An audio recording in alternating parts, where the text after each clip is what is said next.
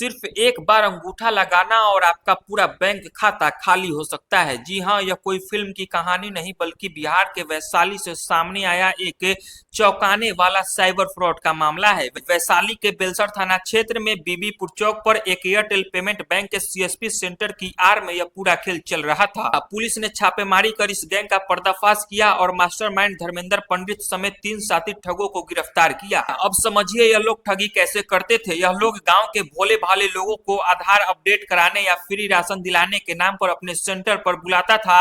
जैसे ही कोई व्यक्ति बायोमेट्रिक मशीन पर अंगूठा लगाता था, यह लोग चुपके से उसका फिंगरप्रिंट कैप्चर कर लेते थे। इसके बाद असली खेल शुरू होता था। रबर और खास केमिकल्स की मदद से उस फिंगरप्रिंट का हूबहू क्लोन तैयार किया जाता था, यानी नकली उंगलियां बना ली जाती थी। फिर इन्हीं क्लोन फिंगरप्रिंट और फर्जी आधार कार्ड का इस्तेमाल करके लोगों के बैंक खातों से पैसे निकाल लिए जाते थे। पुलिस जब छापा मारा तो वहां से 30 से ज्यादा फर्जी Aadhaar card, cloning machine, biometric device और कई इलेक्ट्रॉनिक सामान बरामद हुए। इतना ही नहीं, मास्टरमाइंड धर्मेंद्र अपने साथियों को इसकी ट्रेनिंग भी देता था, कैसे सिस्टम को धोखा देना है और कैसे लोगों के पैसे निकालने हैं। तो इस खबर से आपको क्या सीख मिलती है? सीधी बात है, कभी भी किसी अनजान सीएसपी सेंटर या साइबर कैफे में अपना बायोमेट्रिक न दे और सबसे जरूरी अपने आधार की बायोमेट्रिक जानकारी को एम आधार ऐप से जरिए तुरंत लॉक करके रखे। अगर यह जानकारी आपके लिए जरूरी है तो इसे अपने परिवार और दोस्तों के साथ जरूर शेयर करें, क्योंकि जागरूकता ही सबसे बड़ी सुरक्षा है। बाकी मैं कृष्ण कुमार और आप देख रहे थे आवाज जनता की।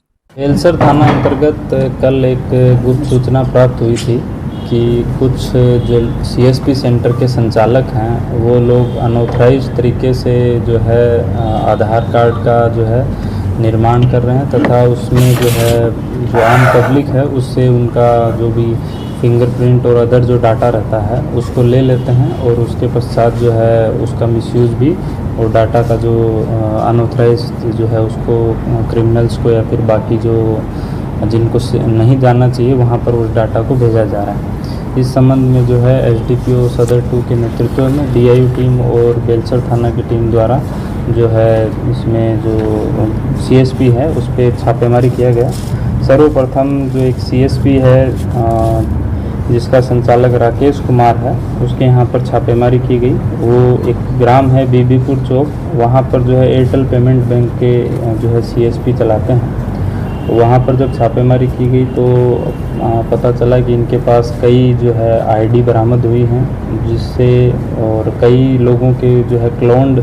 फिंगरप्रिंट जो सिलिकॉन के ऊपर जो है फिंगरप्रिंट को रख लिया जाता है ताकि उसका बाद में जो है मिसयूज़ किया जा सके या बाद में जो है उससे कोई भी पेमेंट का ऑथराइजेशन किया जा सके। इसमें जो है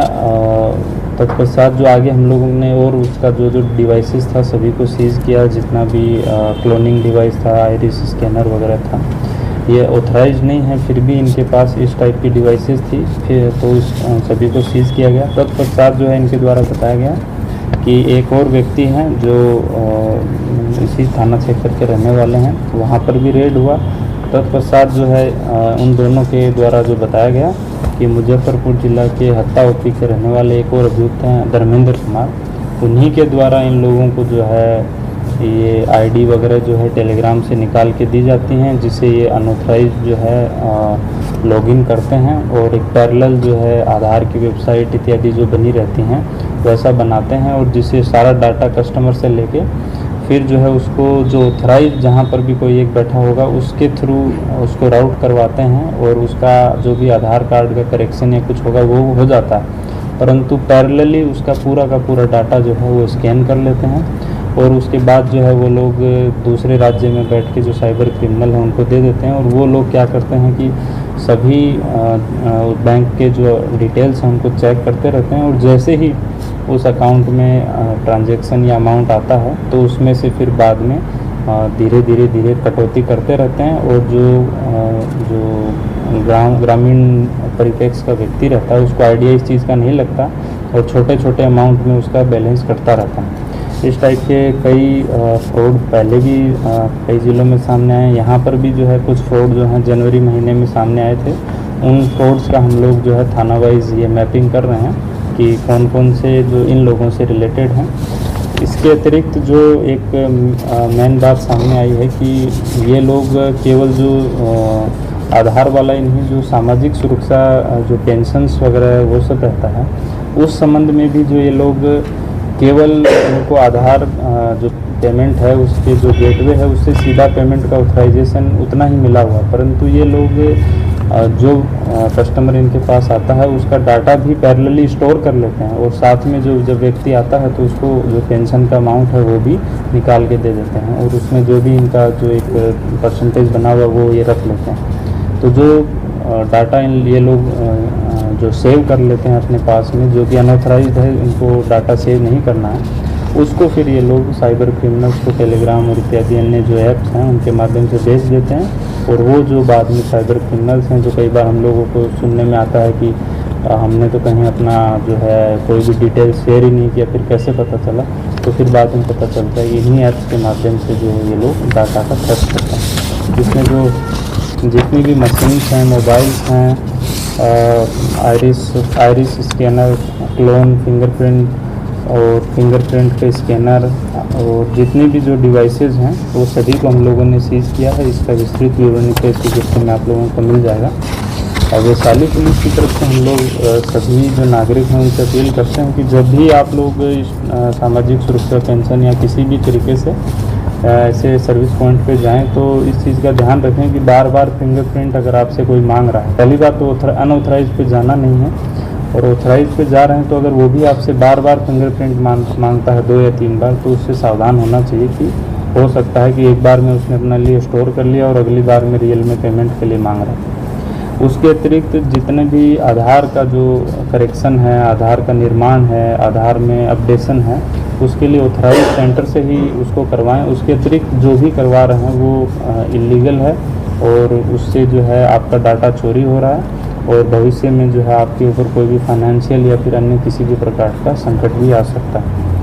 और इसके अतिरिक्त अगर कोई आपको इस तरीके की सूचना मिलती है तो ज़िला पुलिस को उनके मोबाइल नंबर पे या फिर जो है साइबर की जो हेल्पलाइन है 1930, उस पर भी हम लोग अपील करते हैं कि सभी लोग सूचना दें ताकि इस तरीके का डाटा थेफ्ट और अपराध हो उसको रोका जा सके। अभी साइबर क्राइम के अलावा भी ये लोग देश विरोधी जैसे कि आतंकी गतिविधियों में भी इनका जो है इस्तेमाल होता था आधार कार्ड का? नहीं, अभी तक ये चीज़ सामने नहीं आई है कि कोई